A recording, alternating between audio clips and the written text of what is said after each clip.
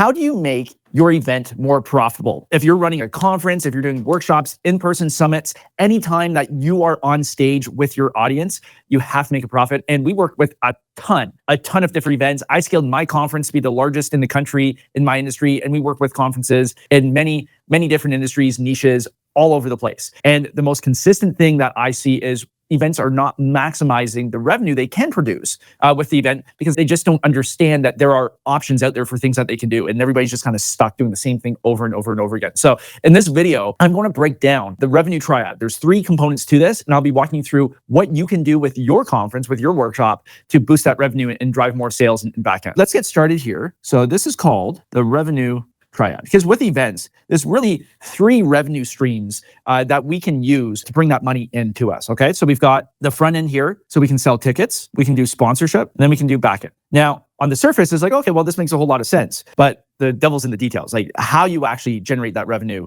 matters a lot. So let's start with ticket sales. Okay? So I was actually just on a call. A lot of events are pricing their events the wrong way. And there's a couple different spectrums to this. So number 1, a lot of events are underpricing, significantly underpricing. I was just actually on a call with a past client of ours, and we were talking about ticket pricing and the effect it can have on the audience. So let's say you are running an event for business owners. Right? So you're dealing with management, C-suite founders. If you go out and offer a $200, $300, $500 ticket for that audience over a 2-day event, and you're charging a couple $100, that's not sending the right message. That's probably going to repel the people you actually want to show up. But if you're charging $1,500, $2,000, $2,500, $5,000 a ticket for a high-end, high-level event like that, now you're communicating the value you're presenting, and you're not going to give your prospects that spidey sense, ooh, this isn't lining up. They're saying it's for super high level people like me, but they're only charging a couple $100. There's a disconnect. Okay. So there's that. And that's going to hurt you on the sales side, the volume of tickets you're selling. But more importantly, it's going to hurt you when it comes to bringing that revenue in and being able to go back out with your ads and getting more people back in. Because here's the thing, right? If we are going to attract a cold audience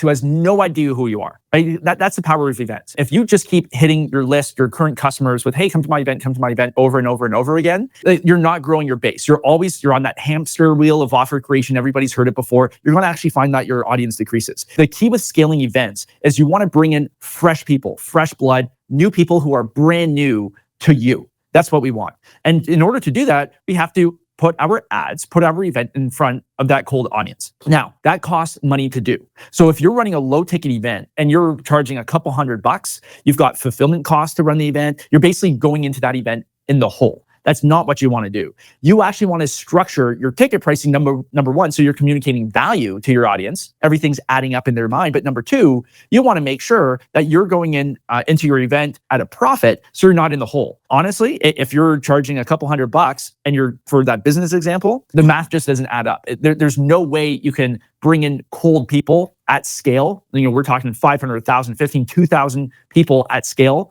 into that event with that ticket pricing structure. It just doesn't work. So one of the things you actually want to do is you want to employ Goldilocks pricing, because in any audience, so let's say this is your audience of your event, you're going to have your top 5%. I hope that's 5%. This is your top 5%. They are the cream of the crop of your audience. They've got the means that they're the most successful. So if you're running a business conference, these are the people who are running high-end operations. They're generating significant revenue. They're at the top of their game. That's 5%. Then we've probably got another 15% of your audience who are good. They're kind of in the middle a little bit. And then you've got the 80% of the audience, which is going to make up of the bulk of the people in the room, and they're your general population. Okay. Now that could be general population of business owners, that could be general population of real estate investors, that could be general population of authors, that could be healthcare professionals, whatever it is. But in every audience, you've got your cream of the crop, then you've got your second tier, and then you've got the general population of whatever that avatar is. What we want to do is we want to create ticket tier experiences specific to these levels in your audience. Why? Well, number 1, it allows us to segment our audience and provide solutions and service and experiences that will actually help and benefit them when they're at the event. It identifies the people at their levels, so that way, if you're offering products or services, you know which ones apply to that group. And then number 3, it allows your audience to dictate and choose what level of experience they want. Because what happens with a lot of events is, they'll have one ticket level. Hey, I'm charging $1,000 for my 3-day workshop. That's great. But I can guarantee you, if you offered another ticket tier on top of that, call it premium, VIP, whatever it is. If you offer a ticket tier on top and give extra content above and beyond what you're already doing, if you're giving additional experiences, just extra things, there is a portion, generally 15 to 20% of your audience, who will pay that money because they want that. It's premium shoppers. If I want a suit, I'm going to a bespoke tailor. I'm paying a premium, but I like wearing nice suits. There's also people who go to Moores, Tip Top Tailors, just regular off the rack suits. That's fine. Same thing applies to your audience. There's people in there, that 15 to 20%, that's that Pareto principle that works, the 80-20 rule, that want a premium experience and they will pay for it. So number one, like I said, you're identifying those people and you're also allowing those people to choose what they want. So they're actually going to be happier. And then you're driving additional revenue. So if you have a ticket price at $1,000 and another one at $1,500 and you're adding extra content, the cost on your end, the hard cost of the event is what it is. You're not increasing the cost of the event by providing extra access to some speakers or extra content. Your cost doesn't increase, but now you're generating extra revenue that can come back in and you can put that into your ads to bring in more fresh blood. That's what we're looking to do with ticket sales. But most events, they have their pricing wrong. Right now, we've got a number of clients where we're reworking and breaking apart their past ticket pricing structures. And we're working on this specifically to make sure we're identifying the right people and providing the experience they want. So if you're running a conference or a workshop and you're looking for help with this type of stuff, this is what we do. Go to theconferenceaccelerator.com. We've got a video, it breaks it down. You can book a call with our team and we'll walk you through this stuff once we learn about your conference, your workshop, and what you're trying to do with it. All right, so that's for tickets. For sponsorship is one of my pet peeves.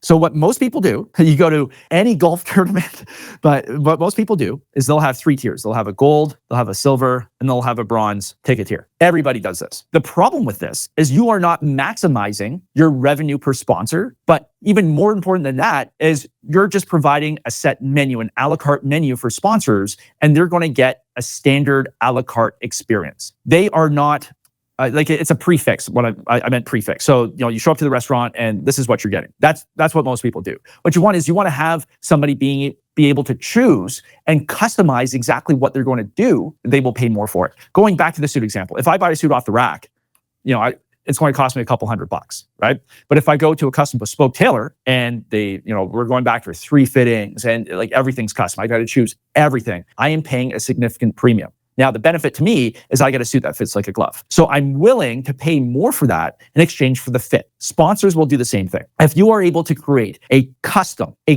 sponsorship opportunity for them that gets them exactly what they're looking for, exactly who they're looking to target, the exact type of interaction, the activation that they're looking for, they will pay a premium. But if you're just offering gold, silver, bronze packages, like that charity golf tournament down the street, you are not selling sponsorship at a high level. You are not, and you are leaving significant money on the table.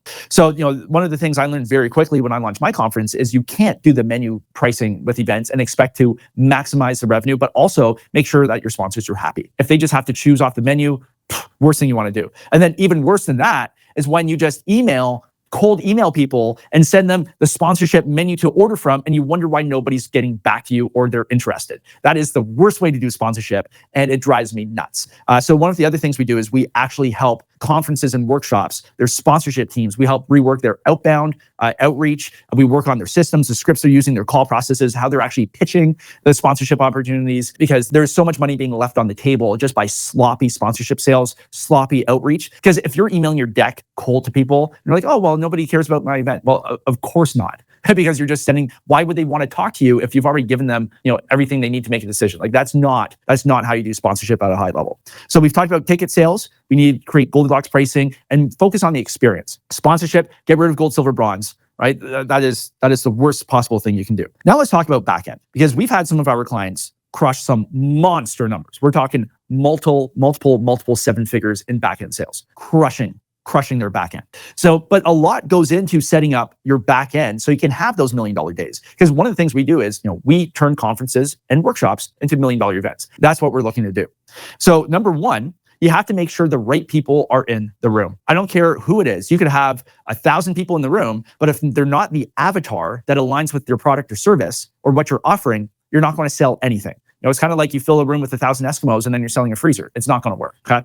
So what you want to do is you have to focus, number one, on your lead gen, and you have to make sure that you're getting your event and your messaging in front of the right people. But then you have to, so people, number one, so that's your audience. And then you have to make sure your copy is good. So I spent millions of dollars promoting and advertising my conference a lot. So we've tested literally everything you could possibly consider testing. We have tested it. So we know, like, we give our clients our top copy because, like, we've proven it works. So, our clients just basically take our copy and use it with their events with some minor tweaks. So you got to get in front of the right audience with your event. Then you have to have the right copy that speaks to them, that's going to get the right person to come into you. And then you have to make sure your creative is good. So we do the same thing with your creative. We track everything and we know what creative ends up with more sales, all of that type of stuff. That's on the lead gen side. You have to make sure you're generating the right lead. Now, once you have that, there's something in events called the missing 40, okay? So here's the 40%. This is the 40% of ticket sales that most events lose out on. Why? The majority of events out there, they will have somebody, they'll have a list, an email list, they'll have some people who inquired about it. And what they'll do is they will send emails and they'll have a drip sequence. I hear it all the time. Oh, Seth, well, we have a drip sequence. We have 7 emails we send out to people. And you wonder why nobody's buying a ticket. Because what happens is you'll have the people who are very enthused about the event. That's great. They'll buy a ticket. Now, the problem with that is most of them buy last minute. So we have to fix that. We have strategies around that. But this 40%, these are the people who are sitting on the fence. They saw your event, conference, workshop. They're like, oh, this is interesting. But they stay sitting on the fence because an email is not persuasive. An email is a passive way of selling. And if you're relying on passive methods, oh, I'm going to send retargeting ads to these people. Or I'm going to email them. I might send a text message once in a while. If you're just relying on that passive approach to get these 40% of people off the fence, it's not going to work. You need to have somebody pick up the phone and actually talk to them like a real person. Because on the phone, you can discover what got them interested in the event in the first place. Why do they want to show up? What's the possible benefit for them? Once you can learn that, now you can explain how your event helps them, and then you could ask for the sale. And a lot of people, they just need that extra nudge to get over the fence. But that involves a back and forth conversation with a real person. Now, with my own event, what I found, and even with our clients too, we find that we've been able to increase ticket sales by 40% just by having somebody pick up the phone and call. So let me ask you this. If you're spending whatever it is, $1 million, $500,000, $1,000, $100,000, whatever it is on your event, and you're getting sales, what would the impact be is if you could increase that number by 40%? Your advertising becomes more efficient, your cost per sale goes down, your cost per lead comes, like you are able to expand your conference. And that is how we went from 0 to 1,000 people, 2,500 people, and we've kept going. That is how you do it. If you're just relying on the passive approach, it doesn't work. So this is number one, we talked about lead gen. This is conversion. You have to know how to convert people to ticket sales. And the truth I've discovered is that ticket sales are the hardest sale I've ever had to make in my life. Hardest sale. I was selling painting jobs to people with their house. I've sold real estate to people, like trying to get listings in a competitive. I've done high ticket selling, low ticket selling, everything in between. Ticket sales are the most challenging because there is a very specific way you want to run that call for tickets. You can't use a high ticket consultation approach. You can't use a low ticket, hey, just like click on this website. There's a specific way you want to run that call that's going to end up with more ticket sales. That's what you got to do. So that's on the conversion side. Okay. And then number 3 is that back end. So how you actually set up your event. So you are driving everybody to that offer. I've made a ton of mistakes with backend, a ton of mistakes. And the thing is, whenever you make a mistake like that, it hurts in the pocketbook and you never do it again. So with that, our clients, we had one, they did multi 7 figures at their 2-day event. Multi 7 figures. They crushed it. Now they had good high ticket offers with a great audience in the room, deploying all of our strategies that we used. They crushed, absolutely crushed. Another client, so that they do like coaching consulting for healthcare professionals, crushed. Turn their event around, increase profits by 20.14% in terms of their profit increase. Like, this stuff works, but there's a system for it. If you don't have the system, if you're just guessing, if you're just hoping people buy your event tickets, if you're just hoping people will reply when you send them your sponsorship menu deck cold, if you're doing all of that stuff wrong, you don't have the system in place. And that's where we come in and we help you with it. So with your backend offer, number 1, you have to make sure that your offer aligns well with the people in the audience. So you have to tailor that. Then you have to know, well, how are you actually going to deliver the offer? What type of sales support are you going to have at the event to help you? Because if you're making the offer on stage, you're going to need that supporting cast helping you out, your staff on site. These are the people rubbing shoulders with everybody at the event. How do you do that? How do you promote those conversations? How do you even message and spark convos at the event? There are very specific strategies that you can employ throughout the event to get additional information, get people to raise their hand before you even make an offer on stage. So you're set up, and that way your sales staff at the event are extremely targeted and they know exactly what they're doing, right? This is how you maximize back-end offers, right? So if I'm looking at an event and I want to increase the revenue, number one, I'm looking at tickets. What's the ticket revenue look like? What are the options? How are we selling the tickets? Because that's always a big one. Number two, sponsorship. What are our sponsorship options? What can we create? How are we doing outreach? How are we running those conversations? What's our close rate? Like, what's everything involved with sponsorship? And then back end. What's the offer? What's the alignment? How are we making that offer? How are we making sure that we're maximizing the number of conversions there so we can help the audience with the problem they came to your event to solve? Because here's the thing, people come to live events because they are solution focused. They are looking for a solution. It's not like a webinar. It's not like a free ebook where everybody's just dipping their toes in. If somebody shows up live to your event, they are looking to solve a problem. You just have to have the right solution and present it in a way that makes sense, and you can help them. That's how you drive revenue with events. So it doesn't matter if you're right now starting with a couple hundred people at your event, or you've got 1,000 or 2,000 or 5,000 people at your event. We want to start implementing these systems and strategies that work into your event so you stop making those mistakes, so you start using the right type of stuff, the right funnels, the right copy, the right ads, the right sponsorship decks, the right scripts, and the process for that. The back end, how we put that together. You want to start doing this right away, and then you can start having those $1 million days, just like our other clients. All right, so if you're interested in this, just go to theconferenceaccelerator.com, theconferenceaccelerator.com, set up a call. We've got our event specialist. We'll deep dive into your event. And at the end of the day, if it's a fit, great. If not, we're happy to give you some pointers, point you in the right direction, and add value to what you're doing. And you're going to walk away with that call with a lot more insight and clarity. All right, so check that out there. But yeah, you got to get this dialed in. Revenue triad, tickets, sponsorship, back end. I'll see you guys next week.